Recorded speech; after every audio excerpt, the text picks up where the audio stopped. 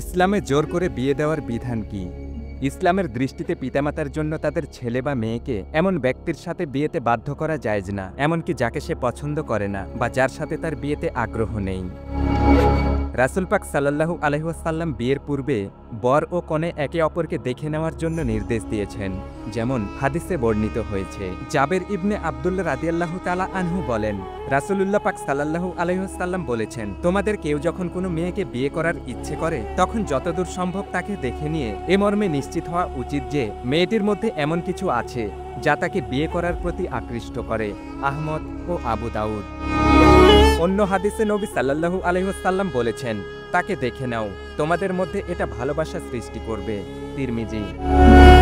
বিয়ের পূর্বে দেখাদেখির বিষয়ে ইসলামে গুরুত্বারোপ করা হয়েছে এ কারণে যে বর কনে যেন একে অপরকে দেখে তাদের নিজস্ব পছন্দ ও অপছন্দের ভিত্তিতে সিদ্ধান্ত নিতে পারে। কিন্তু যদি কাউকে তার অপছন্দের ব্যক্তির সাথে জোর করে বিয়ে দেওয়া হয়, তাহলে সেখানে তার ব্যক্তিগত ইচ্ছা ও স্বাধীনতার উপর হস্তক্ষেপ করা হলো, যা তাদের দাম্পত্য জীবনে ক্ষতিগ্রস্ত করবে এ সম্ভাবনাই বেশি।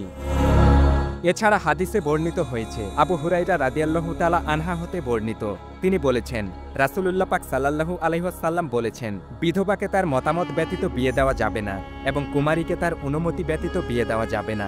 তারা বললেন, তার অনুমতি কেমন হবে? তিনি বললেন, তার চুপচাপ থাকা। সহিহ বুখারী। অর্থাৎ কুমারী মেয়ের নিকট বিয়ের প্রস্তাব দেওয়ার পর সে যদি চুপ থাকে তাহলে তা তার সম্মতি হিসেবে গণ্য হবে। যেমন বাংলা প্রবাদে বলা হয়, নীরবতা সম্মতির লক্ষণ। এ সকল হাদিস থেকে প্রতীয়মান হয়, বিয়ের ক্ষেত্রে বর ও কনের নিজস্ব পছন্দ অপছন্দ অত্যন্ত গুরুত্বপূর্ণ। কারো জন্য আল্লাহ প্রদত্ত তাদের এ স্বাধীনতায় হস্তক্ষেপ করার অধিকার নেই।